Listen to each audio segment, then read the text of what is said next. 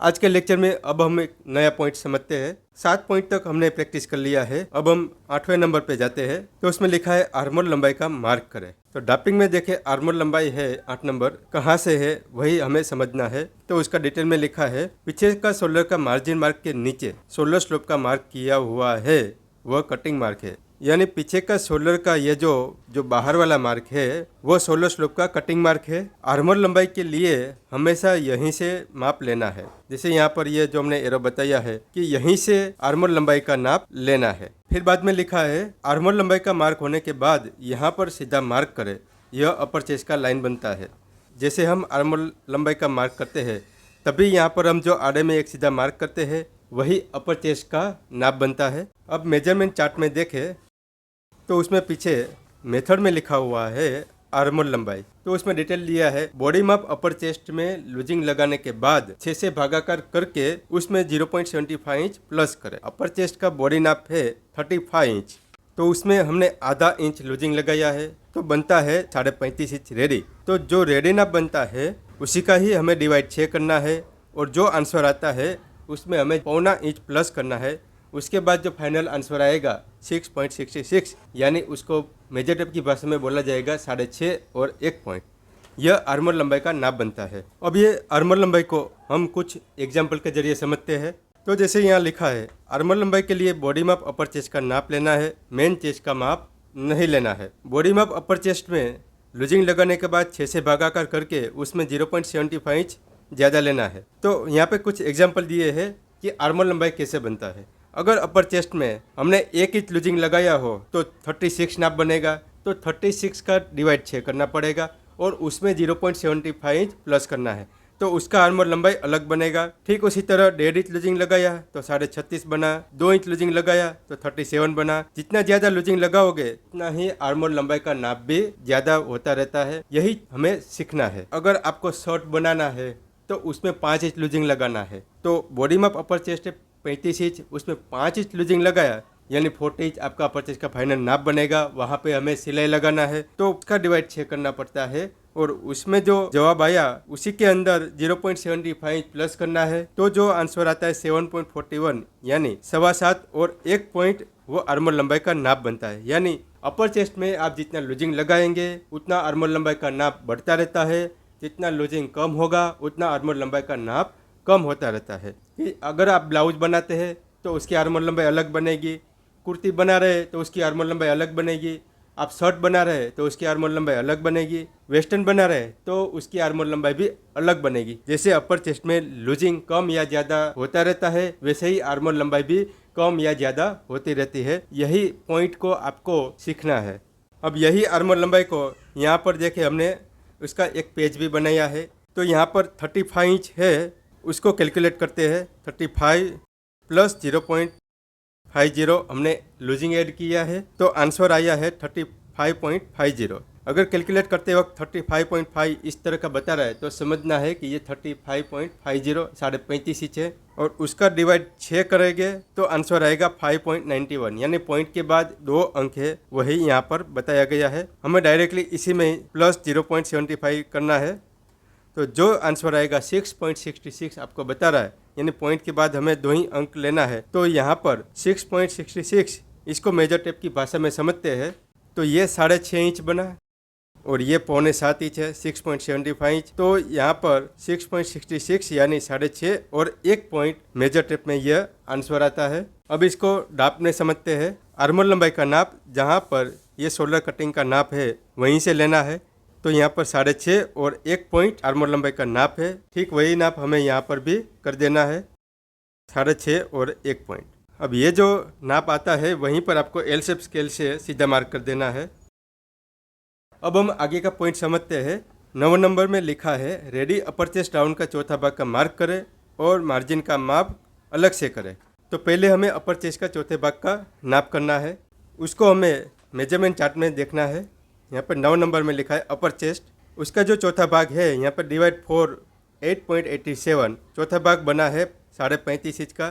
तो कौंस में लिखा है 8.87 यानी मेजर टेप की भाषा में समझे तो 8.75 से ज़्यादा है और 9 इंच से कम है। तो 9 में 1 पॉइंट कम यानी 8.75 एंड 1 पॉइंट जो आंसर आया है वही हमें यहाँ पे लेना है। अब इसको हम कैलकुलेट करते हैं। 35.5 डिवाइड 4, जो आंसर आया है पॉइंट के बाद हमें दो ही रकम लेना है, तो 8.87 हमें यहाँ पे समझना है। तो वही नाप हमें यहाँ पर लेना है। 8.75 1 पॉइंट यहाँ पे मार्क करना है और मार्जिन का मार्क अलग से करना है। 1.5 इंच हमने मार्जिन लिया है, जो यहाँ पर कमर में लिया था वही मार्जिन हमें यहाँ पर लेना है। जितना हो सके आपको यहाँ पे जो मार्जिन है वो 1.5 इंच से ज़्यादा नहीं लेना चाहिए। कोई भी पीस आप बनाइए, जितना कम मार्जिन रखेंगे उतना ही फिटिंग अच्छा आता है। ज़्यादातर मार्जिन जो हम रखते हैं उसकी वजह से यहाँ पे थिकनेस ज़्यादा बन जाती है। तो कई बार हमने जो नाप तो सही लिया होता है लेकिन मार्जिन की वजह से वो टाइट भी हो जाता है। फिर कोई कस्टमर का स्पेशल चॉइस हो कि उनको ज़्यादा मार्जिन चाहिए हो, तब आप ज़्यादा मार्जिन रख सकते हैं। अब इसी नाप को ड्राफ्टिंग में भी समझे कि यहाँ पर जो अपर चेस्ट का नाप बना है उतना ही नाप हमने यहाँ पे मार्क किया है। अब आगे का पॉइंट समझते हैं। तो उसमें लिखा है, अब अपर चेस्ट और कमर राउंड का रेडी मार्क और मार्जिन मार्क को मिलाते हुए स्केल से सीधा मार्क करें। ड्राफ्टिंग में समझे तो अपर चेस्ट का ये रेडी मार्क यानी ये जो सिलाई माप है, यहाँ पर ये सिलाई मार्क से सिलाई मार्क और मार्जिन मार्क से मार्जिन मार्क, मार्जिन मार्क से मार्जिन मार्क, ये दोनों को मिलाते हुए स्केल से सीधा मार्क करना है।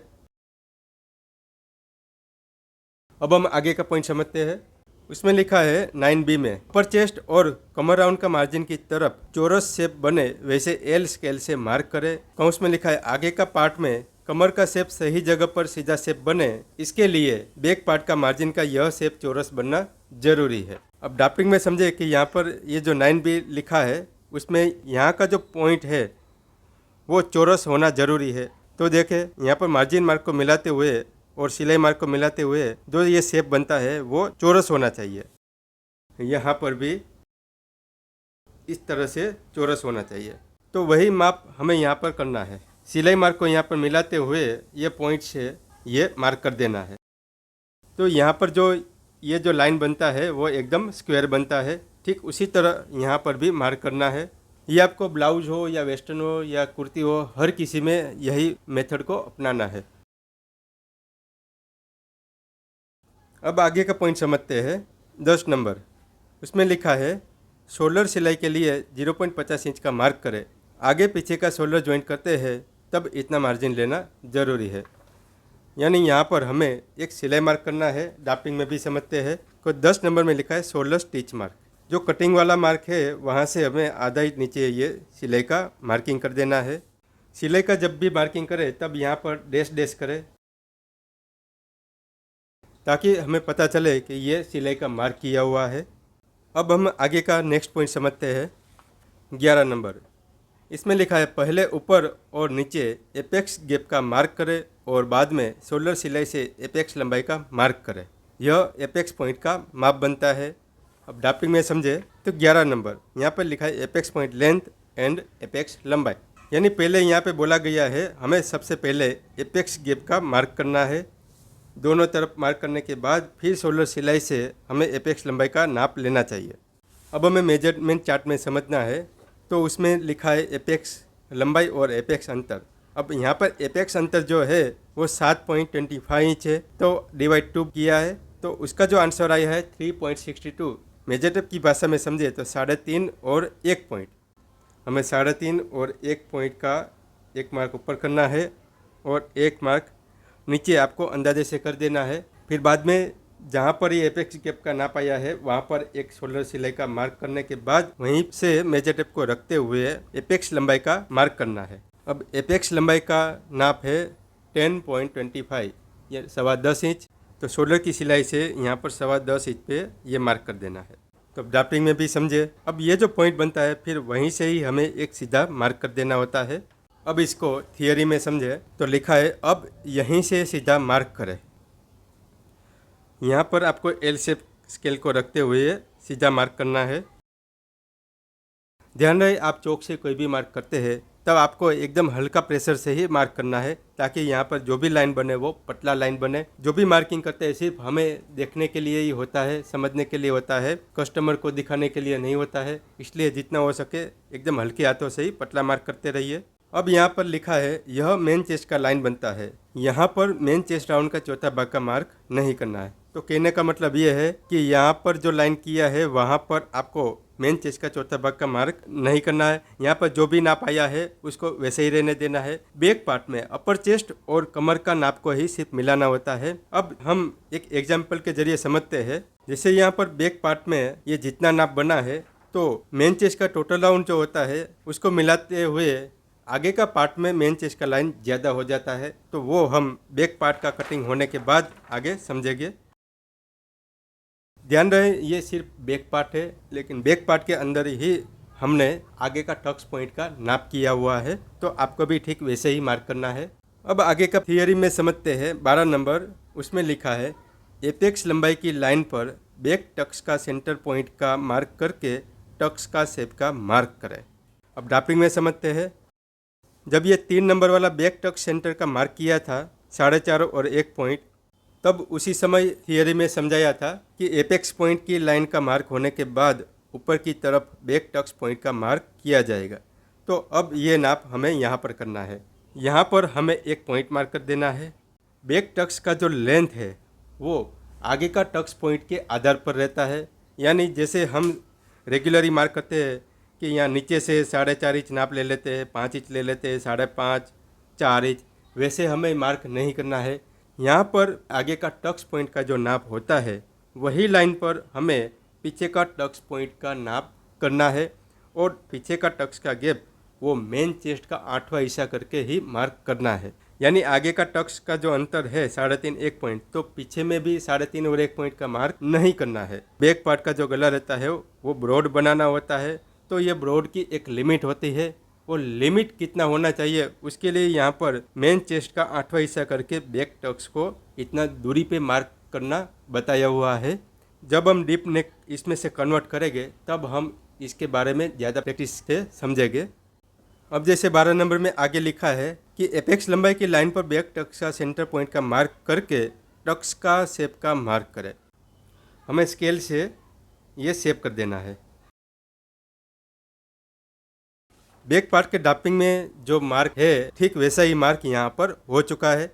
नेक्स्ट लेक्चर में हम आगे का पॉइंट को समझेंगे। पहले का जो भी लेक्चर का प्रैक्टिस हुआ है वहाँ से शुरुआत करके यहाँ तक का जितना पॉइंट हमने समझाया है उसको आपको बार बार प्रैक्टिस करते रहना है। तो मिलते हैं हम नेक्स्ट लेक्चर में नए पॉइंट के साथ। धन्यवाद।